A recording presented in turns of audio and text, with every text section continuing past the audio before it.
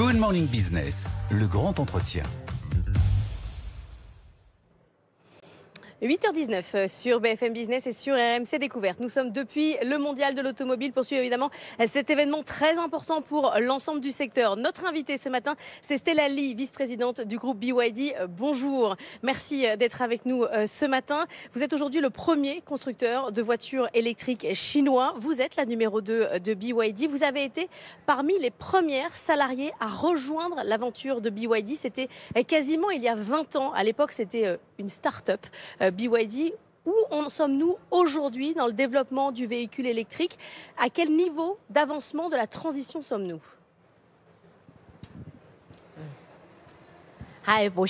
Bonjour à tous. J'aimerais simplement vous corriger. Nous sommes une entreprise à l'échelle mondiale qui est numéro 1. Nous avons des parts de marché extrêmement importantes. Nous avons énormément de succès à l'échelle mondiale.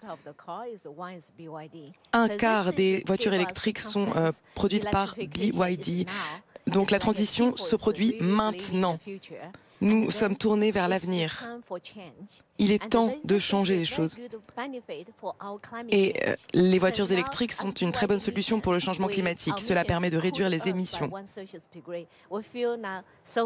Nous avons l'intention de réduire la température à hauteur de 1 degré. Nous sommes très contents. Ça devient une réalité. Le consommateur, lui, il n'est pas encore totalement convaincu. Il attend encore, il a besoin de voitures électriques qui ne sont pas trop chères. En Europe, les ventes baissent dès qu'elles ne sont plus subventionnées. Qu'est-ce que vous avez envie de dire aux consommateurs européens ou américains ou d'autres pays, mais hors Chine, pour qu'ils soient convaincus de l'avantage des véhicules électriques?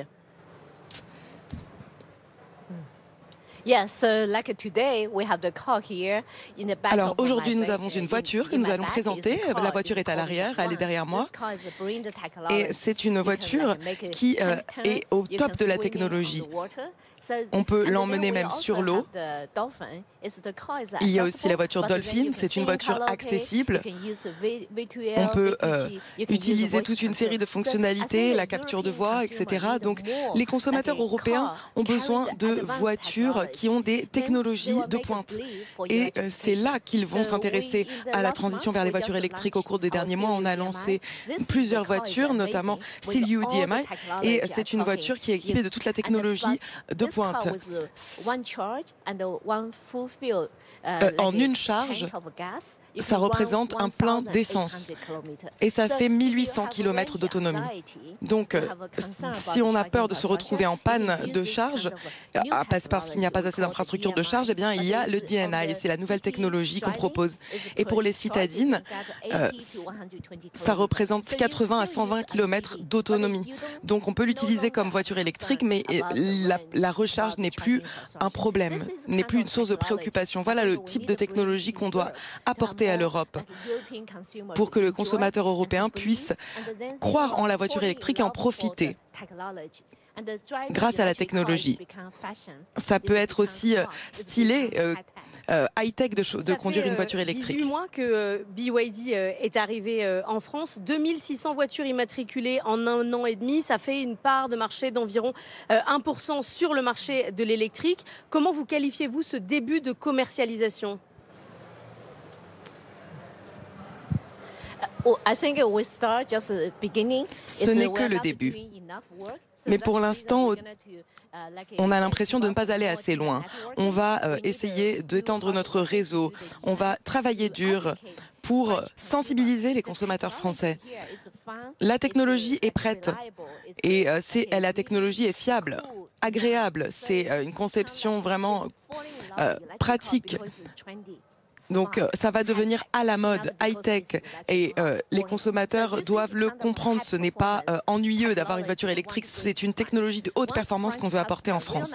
Une fois que les consommateurs français auront compris ça, ils vont adorer les voitures BYD. Donc par exemple, quand vous verrez une BYD Seal dans la rue ou une Dolphin, eh bien ça va devenir la voiture préférée par les consommateurs français. Et la CLU DNI va changer complètement la donne.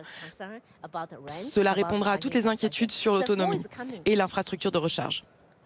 Alors, les inquiétudes sur l'automobile et l'infrastructure de recharge, c'est une chose. Il y a les inquiétudes des constructeurs européens, notamment parce qu'il y a le consommateur et puis il y a aussi le politique. Il y a 10 jours, l'Europe a décidé de mettre en œuvre des droits de douane compensateurs allant jusqu'à 35% sur les véhicules à batterie de fabrication chinoise, en plus des 10% qui existent déjà. Vous avez annoncé que vous absorberiez ces coûts, que vous n'augmenteriez pas les prix. Ça veut dire que sur les véhicules que vous vendez en Europe, vous avez encore beaucoup de marge. Ce n'est pas juste pour les consommateurs français d'imposer ces droits de douane. Ça va empêcher les consommateurs d'acheter ces voitures parce qu'il faut payer un coût supplémentaire pour avoir accès à la technologie. Et ce n'est pas juste. Nous avons des solutions. BYD a une centaine d'usines et nous allons commencer la production l'année prochaine, au début de l'année prochaine. C'est un défi, mais d'ici la fin de l'année prochaine, on va produire beaucoup de voitures électriques ici. Nous avons une vision à long terme. Nous nous tournons vers le marché européen. Nous croyons en notre technologie et nous allons recevoir une grande reconnaissance. Nous allons investir en Europe. Donc vous allez produire en Europe, vous aurez vos usines, c'est-à-dire quelle est la stratégie exactement ?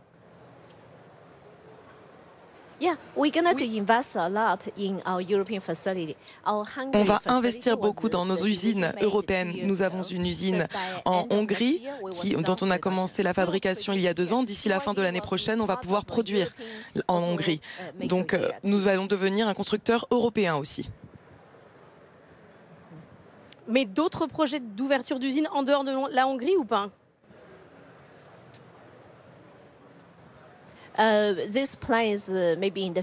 Peut-être à l'avenir, pas tout de suite. Carlos Tavares, lui, il estime que si l'automobile chinoise pourrait prendre à peu près 10% de part de marché dans les prochaines années, ça représente pour lui 7 usines d'assemblage en Europe qui, selon lui, vont devoir fermer, ce qui appartient aux constructeurs européens. Soit il faudra tout simplement les fermer, soit il faudra vous les vendre à vous. C'est ça la stratégie, c'est racheter les usines qui sont déjà en place. On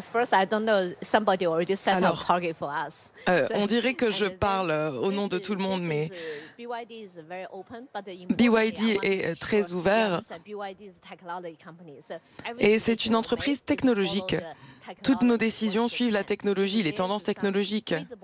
S'il y a des solutions faisables, eh bien, nous serons ouverts d'esprit et nous allons l'envisager. C'est quoi votre message aux constructeurs européens qui, eux, s'inquiètent hein. Clairement, on a déjà des plans sociaux annoncés chez les constructeurs allemands, des fermetures d'usines. Qu'est-ce que vous dites ? Vous dites c'est la transition, à un moment donné, il faut avancer. Oui, il y a des pertes, mais c'est comme ça, c'est le cycle de la croissance économique. Quel message vous avez pour eux ?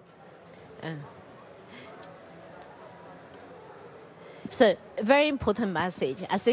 un message très important à transmettre.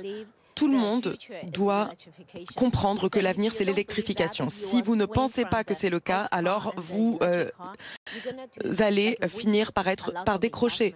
Vous allez perdre beaucoup d'investissements. Et c'est un danger pour les entreprises. BYD et d'autres entreprises chinoises peuvent avoir un certain succès parce que toute notre industrie se tourne vers l'électrification. Tous nos investissements sont placés dans la technologie. C'est comme ça qu'on devient fort. Par exemple, dans l'industrie du téléphone mobile, il y a 15 ans, on utilisait les téléphones 3G. Maintenant, tout le monde a des smartphones. Le monde change. Donc pour les consommateurs, une fois qu'ils ont pu profiter d'une voiture électrique à la pointe de la technologie, ils auront compris que l'expérience de conduite est beaucoup plus agréable et que la voiture est équipée de toute la technologie.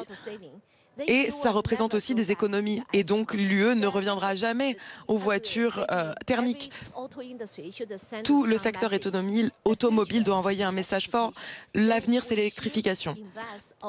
Donc il faut investir dans la technologie et le secteur automobile.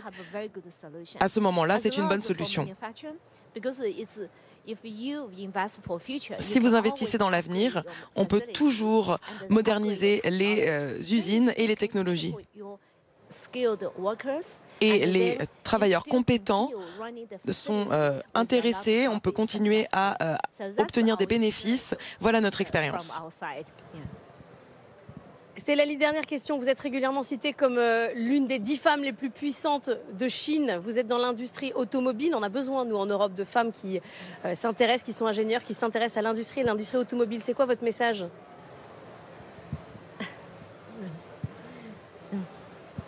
Yeah, I think Les femmes devraient avoir confiance en elles et elles doivent être sûres d'elles pour devenir des directrices. Dans beaucoup d'interviews, on me dit que les femmes ont la capacité naturelle de faire plusieurs choses à la fois, s'occuper des enfants, du mari, de gérer la famille, les parents. Donc nous, on est éduqués à faire plusieurs choses à la fois. Et dans le secteur automobile, c'est une très bonne compétence. Donc c'est un espace propice pour les femmes. Il y a beaucoup de dirigeantes femmes qui émergent. Et d'ailleurs, le secteur automobile, c'est très intéressant parce que les femmes ont l'habitude de diriger la famille, donc elles peuvent aussi conduire. Cela peut amener vraiment un nouveau vent de fraîcheur dans le secteur automobile, avec les connexions émotionnelles et les capacités de direction des femmes. Si vous savez faire plusieurs choses à la fois, direction le secteur automobile, c'est ce que j'ai retenu. Merci beaucoup, Stella Ly, d'être venue ce matin sur le plateau de Good Morning Business, vice-présidente du groupe BYD.